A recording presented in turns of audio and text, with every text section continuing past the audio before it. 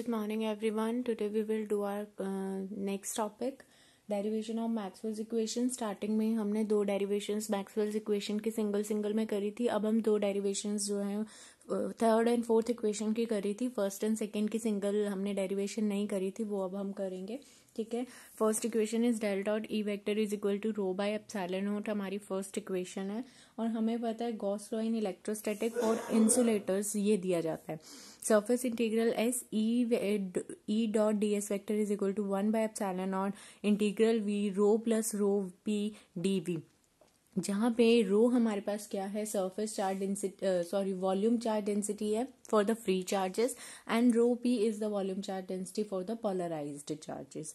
अब हम लेट कर लेते हैं कि पी वेक्टर हमारे पास पोलराइजेशन वेक्टर है जो कि इक्वल है to the total electric dipole moment of the insulator per unit volume which is also equal to the polarized charges per unit volume. तो I is equal to M upon V is equal to M upon A. Then हमारे पास del dot P vector is equal to क्या आ जाएगा, del dot P vector is equal to polarization charges upon volume, polarization charges upon volume. This implies del dot P vector की value आ गई हमारे पास minus of rho P. Del dot P vector is equal to minus of rho P. ठीक है. तो अब surface integral E dot ds is equal to 1 by epsilon naught integral v rho p की जगह मैं क्या पुट कर दूंगी, minus del dot p vector dv. Clear है यहाँ तक? ठीक है. I hope it is all clear to you. ठीक है ना. Now according to the Gauss divergence theorem, Gauss divergence theorem क्या कहती है, surface integral changes into the volume integral. तो ये क्या चेंज हो जाएगा हमारे पास, del dot E vector DV is equal to ऐसे चेंज हो जाएगा ये 1 बाय एप्सिलॉन नॉट ये वाली term as it is rho minus D P V D V. ठीक है. नाउ एप्सिलॉन नॉट मैं इधर लेके जाती हूँ तो क्या आएगा हमारे पास, epsilon naught del dot E vector dv is equal to rho plus d del dot p vector dv. ठीक है.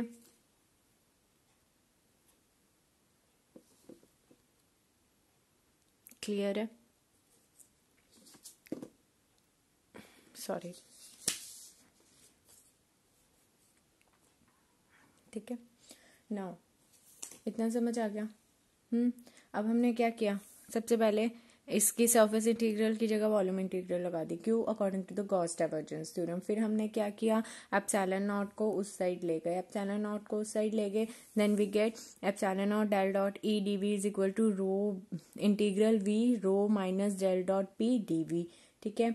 नाउ हमने क्या किया, इसमें से और इसमें से दोनों में से डेल को कॉमन ले लिया. दो टर्म्स है ना हमारे पास डेल वाली, उन दोनों में से हम डेल को कॉमन ले लेंगे. मैं आपको डायरेक्ट दिखा देती हूँ कैसे हुआ ये देखो. हमने क्या किया फिर, जस्ट अ सेकेंड. ठीक है. ये आ गया हमारे पास यहाँ तक.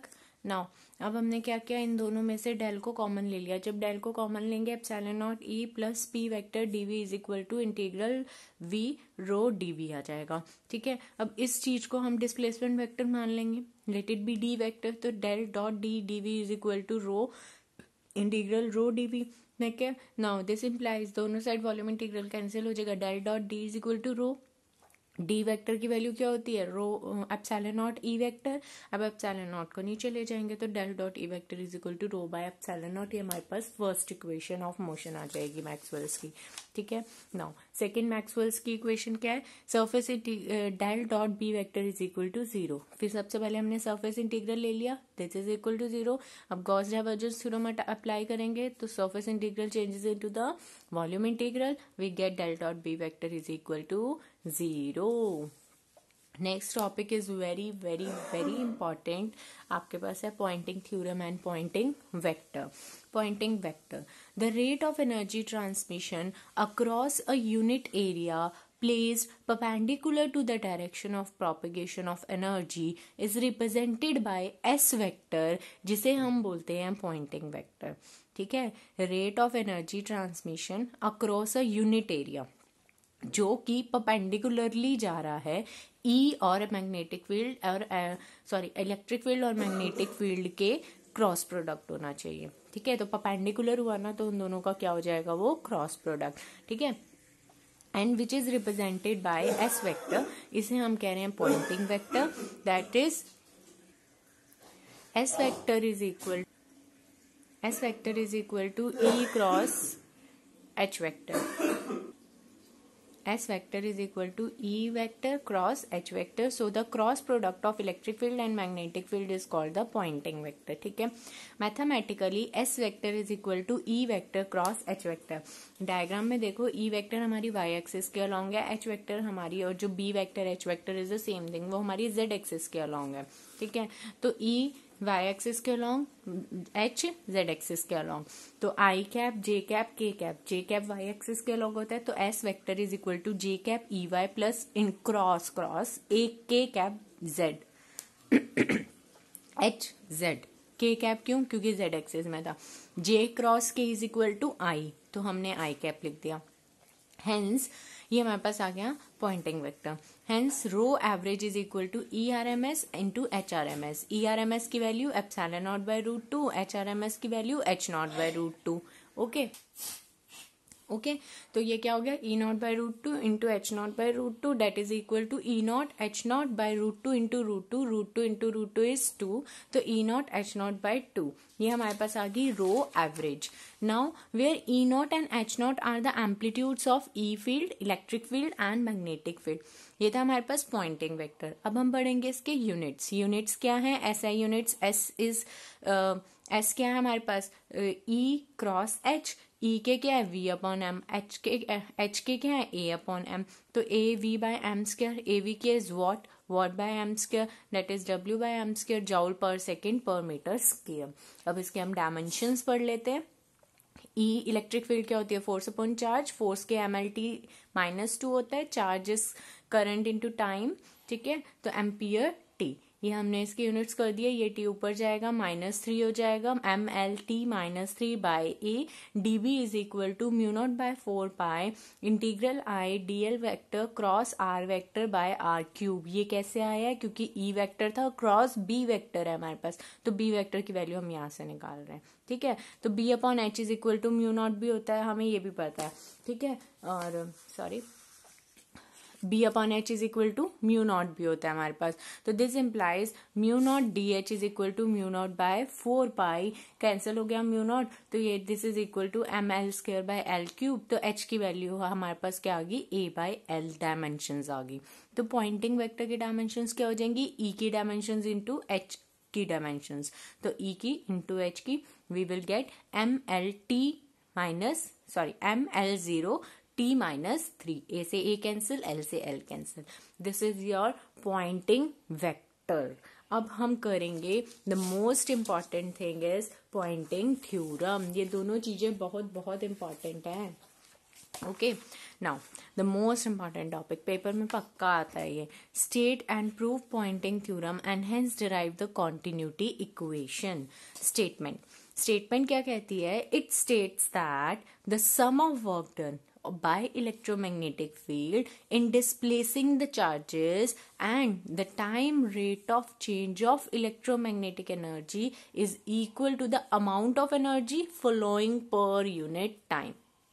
Okay, ये स्टेटमेंट जो है ना हमें डेरिवेशन करने के बाद समझ आएगी, बट मैं आपको रिपीट कर रही हूँ. The sum of work done by the electromagnetic field in displacing the charges, और जो time of rate of change है इलेक्ट्रोमैग्नेटिक एनर्जी का, वो इक्वल होगा amount of energy following per unit time. Now derivation from the Maxwell's equation del cross E vector is equal to minus curly B vector by curly T. We know that. Okay, and we also know that del cross b vector is equal to mu j vector plus epsilon naught curly e vector by curly t. Equation हम Maxwell's equation की third and Maxwell's equation fourth दोनों हमें पता है, ठीक है। Okay, where mu हमारे पास क्या है, परमेबिलिटी, एप्सिलॉन क्या है, परमिटिविटी, जो भी मीडियम दिया होगा उसका, ठीक है। Now let curly A vector be the small surface area vector of given medium. तो उसके जो लोअर फ्लक्स है उस एरिया एलिमेंट से वो क्या हो जाएगी, DP vector, DP is equal to S vector dot D A vector. अब जो पावर फ्लक्स है एरिया से वो किससे दी जाएगी, P is equal to integral A B dot D A vector. Therefore जो हमारी फर्स्ट इक्वेशन है उसको हम कैसे लिख सकते हैं, del cross E vector is equal to minus curly B vector by curly T, ये फर्स्ट इक्वेशन है। बी की जगह हम म्यू एच लिख सकते हैं, है ना, तो माइनस म्यू करली H vector by curly T हो गया। सिमिलरली हमारी इस इक्वेशन को हम क्या लिख सकते हैं, सेकेंड इक्वेशन को, डेल क्रॉस बी वेक्टर थी, बी वेक्टर की जगह हमने म्यू एच लगा दिया फिर से, यहाँ पे तो म्यू से म्यू हमारा कैंसिल ही हो गया। नाउ अब हमने क्या किया है, फर्स्ट इक्वेशन का डॉट प्रोडक्ट लिया है with H vector, second equation का डॉट प्रोडक्ट लिया है विद ई वेक्टर, ठीक है। फर्स्ट इक्वेशन का मैं एच वेक्टर के साथ डॉट प्रोडक्ट लेती हूँ, तो H dot del cross E is equal to, यहाँ पे एच डॉट आ जाएगा, ठीक है, H dot del cross E is equal to minus mu H vector dot curly H vector by curly T, ठीक है। नाउ अब हमने क्या किया, ये एज इट इज, यहाँ पे हमने क्या एच को अंदर लेके गए तो ये हाफ एच स्क्वायर हो गया, ठीक है ना, फॉर्मूला बना दिया अकॉर्डिंग टू डिफरेंशियल्स, ठीक, ओके। तो ये हाफ म्यू एच स्क्वायर अंदर ले गए माइनस करली by curly T, this is equation number 4। अब हमने कहा था कि इसका डॉट प्रोडक्ट लेना है ई वेक्टर के साथ, ई वेक्टर म्यू से म्यू कैंसिल हो गया था, ई वेक्टर के साथ डॉट प्रोडक्ट ले लिया दोनों साइड, यहाँ और यहाँ भी हमने एंटर कर दिया।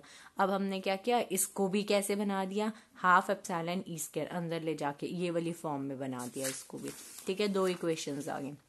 अब हमने उन दोनों इक्वेशंस को माइनस कर दिया, सब्ट्रैक्ट 4 फ्रॉम 5, तो उन दोनों को माइनस किया, वी गेट दिस। आप इसे सॉल्व करके देख लीजिएगा, आपका सेम यही आएगा।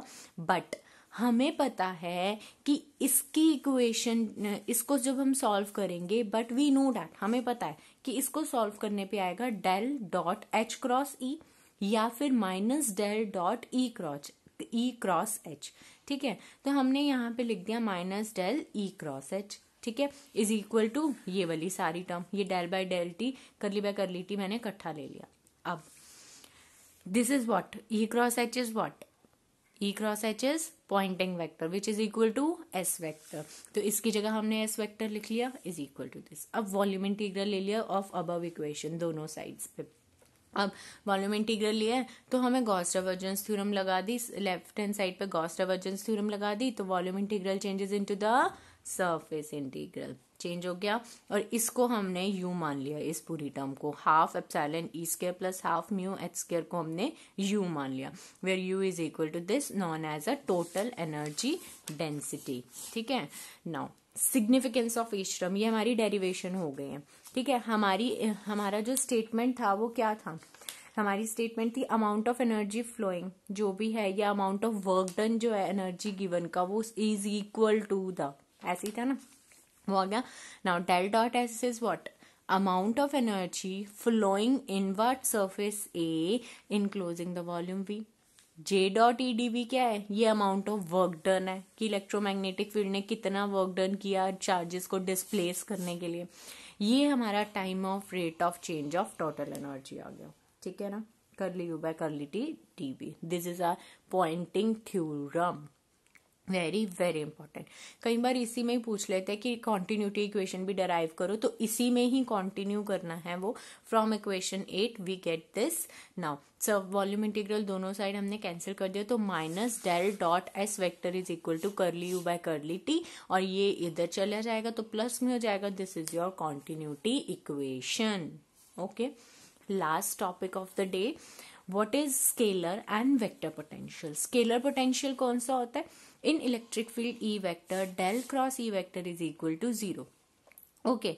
नाउ वी नो डैट जो हमारी इलेक्ट्रोस्टैटिक फील्ड है या इलेक्ट्रिक फील्ड है वो किसकी इक्वल होती है, minus of negative of the potential gradient, है ना, तो माइनस डेल वी की इक्वल होती है, और वी हमारी स्केलर फंक्शन है। जब वी हमारा स्केलर फंक्शन है तो उसे हम क्या कह रहे हैं, इलेक्ट्रिक स्केलर पोटेंशियल, और मैग्नेटिक फील्ड में देखना हो तो in magnetic field del dot B vector is equal to 0 और डेल क्रॉस बी वेक्टर 0 के इक्वल नहीं होता, वो तो म्यू नॉट जे के इक्वल होता है। तो फ्री चार्जेस में अगर जे 0 होगा तभी डेल क्रॉस बी वेक्टर 0 होगा and B vector is equal to minus del V M. तो this is what, this is a scalar function और तो इसे हम बोलेंगे मैग्नेटिक स्केलर पोटेंशियल। तो स्केलर पोटेंशियल में हमने इलेक्ट्रिक स्केलर पोटेंशियल भी पढ़ा है और as well as magnetic scalar potential भी पढ़ा है। Now vector potential, vector potential में क्या होगा, in a magnetic field del dot B is equal to 0, क्योंकि डाइवर्जेंस भी 0 होता है।